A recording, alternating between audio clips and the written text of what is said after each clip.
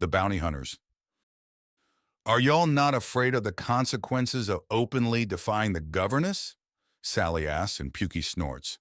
I'm one of the undaunted. I've faced bigger. I've faced badder, and me and my crew have rolled up enormous criminal operations that operated under a false veneer of legitimacy. Pukey replies. Such as? Afraid I can't give you details. There's a court-mandated hush order on things. Mostly because the mess is so enormous and involves so many high-powered and ranking people that I needed an army of my own just to process how many criminals my group caught. Really? Well, sounds to me like one of them conveniently unconfirmable stories that sounds all grand and great, but of course, can't be proven, Sally challenges and Pukey snorts. All right, how about an old classic from before my team was actually formed? Pukey says and then accesses his wrist computer and brings up an old film. This is a series of clips from my escape and destruction of one of the most dangerous slaver gangs in the galaxy. A multi-generational threat based on the chaining, a brutal and powerful combat ship. Looking ritzy there. And is that you with both arms, eyes, and a whole mess of bruises? Sally asks and Pukey pauses the video. It is.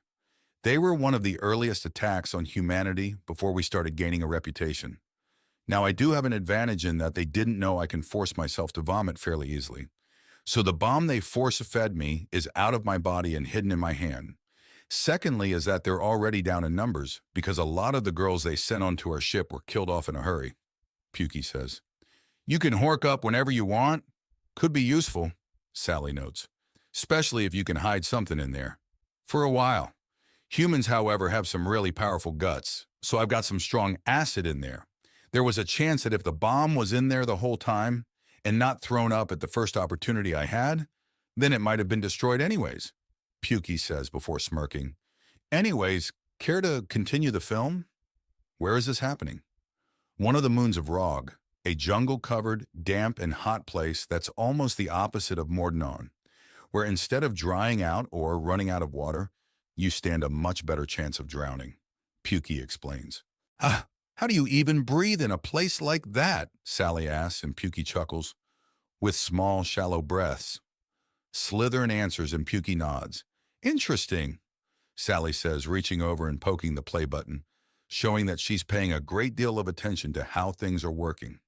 The entire bar is watching as it shows Pukey outsmart his enemies and start running.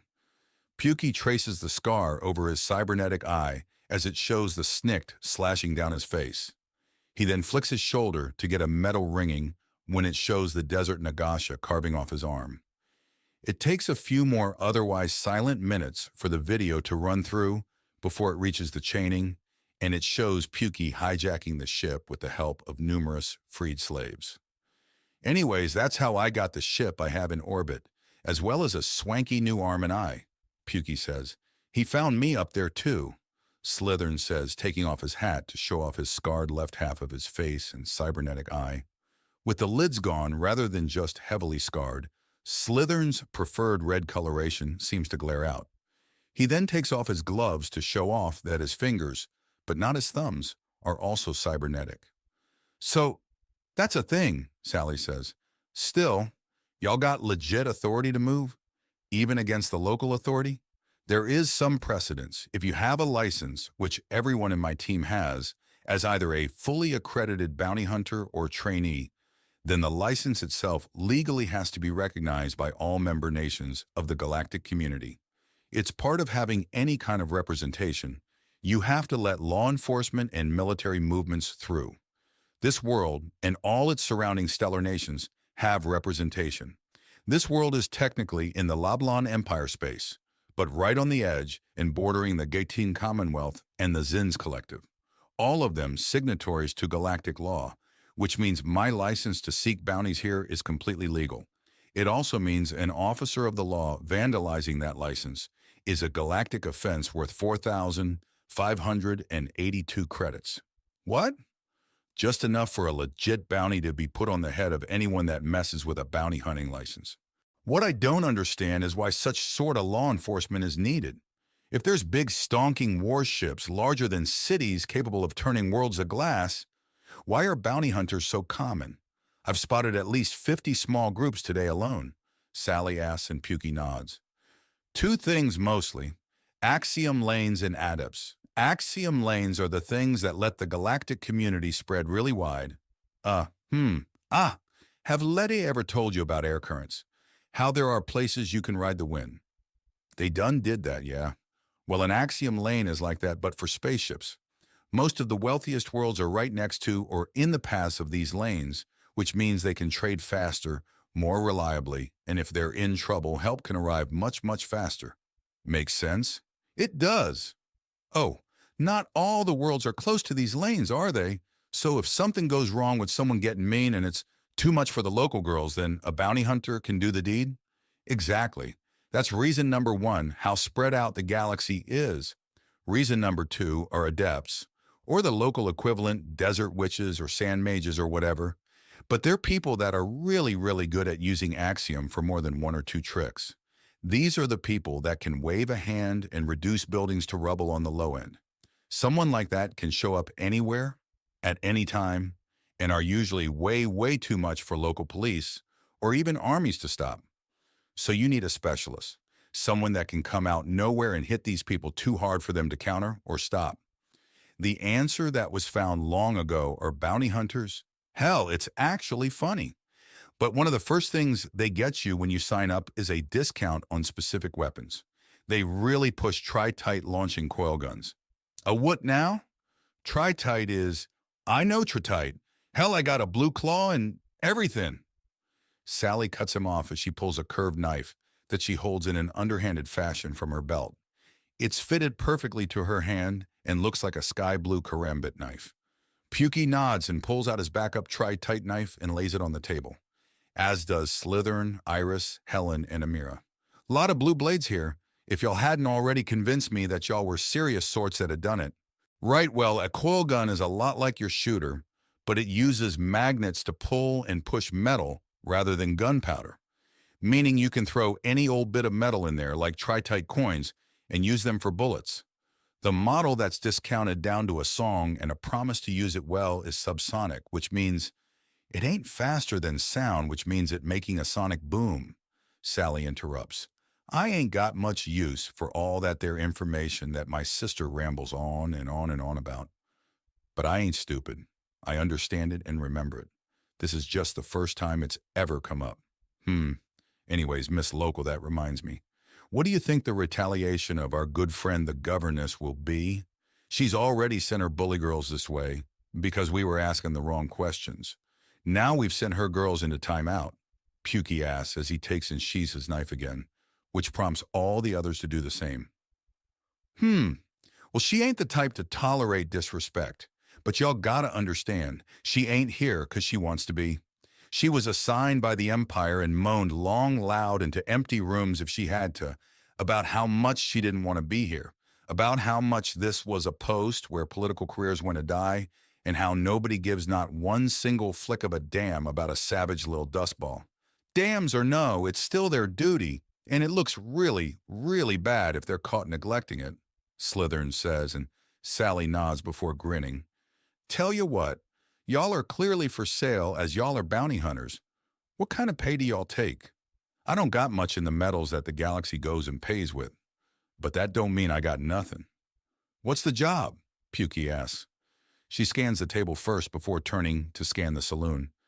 Everyone not at the table looks away. The message is clear. Her business is her business.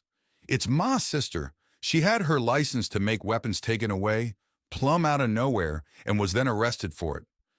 I've been poking around for a week trying to find a way to get her back, but the jailhouse don't have her no more, and I found this. She places a previously hidden revolver on the table before gesturing for him to look it over. Pukey picks it up and examines it. Solidly built, nowhere near as engraved or well-made as Sally's, but there are engravings. The pattern on Sally's used a small spiral with a vertical line through it before and after the other engravings. This one just has the divided spirals. He then opens the gun. 7 chambers for ammo. He gives Sally a questioning look. The 8-shooter is something she promised me, something that'd only be for family. Besides, I finish all my fights with just 6 normally, 7 if I have to really drive it home. It's why they call me 7-shooter. They think it's a 7-shooter I got. But my sister gave me another chamber. One I ain't ever had to use, but kept full with one last bullet. Why did you show us that so early and easily? Slytherin asks. Y'all are off-worlders. Y'all are a weird story that some girls don't believe in to start with. If y'all start telling people things, then there's some dang good odds they won't believe it. But it does help you believe me. That spiral with the line? My sister's mark. It says that it's a Susie Lou work. What do you want? She's gone. Was tracked to this port and vanished. Is it help looking, rescue, something else? Pukey asks. Yeah, to both, and a place to run if things end up too hot after. What's the going rate? Hey, Kishu, you expect us to do all the work, or are you going to be helping? Pukey asks after a moment of thought. I'll be doing as much of the work as I can. I owe Susie nothing less. Then help for help. We help you with this. You help us for as long as we're on the world. Afterwards, when we're ready to leave, you have to give honest consideration at signing up with us. You and your sister both. Deal? That's it? Help for help. We end up in some pretty crazy situations sometimes. With the things I've been through, you helping us is not a small ask, Pukey says. He's not kidding. First couple days I was with him, I saw a face bigger than a city and helped strangle it before I watched him wade through a river of blood, which ended up with him making a friend that crushed an entire moon into parts so small they caught fire from rubbing up against each other. Iris says, and Sally turns to her in surprise, and Pukey nods when she looks to him. So y'all have a talent for finding the biggest trouble and sorting it out? She asks, and he nods again. Wait, if your sister's full name is Susie Lou, does that mean yours is Sally Lou?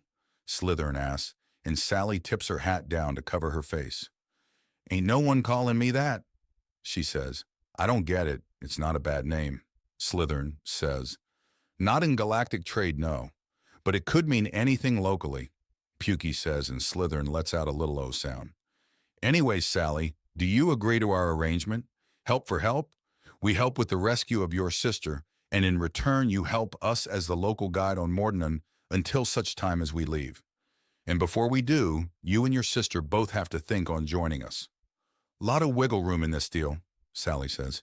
It favors both sides. No matter how long it takes, we're helping you with your sister, which means you help us no matter how long it takes for us to finish on this world. It could break either way. Deal? Pukey says, extending his hand, and Sally looks at it oddly before spitting in her hand and holding it out. Pukey then spits in his hand and grasps hers. Well, partner, glad to have y'all helping. It's more than just me. There's 4 other teams in the town today, and that's just us at half strength. You've hired a small army. Well, ain't that just the sweetest thing? Sally says with a wide smile.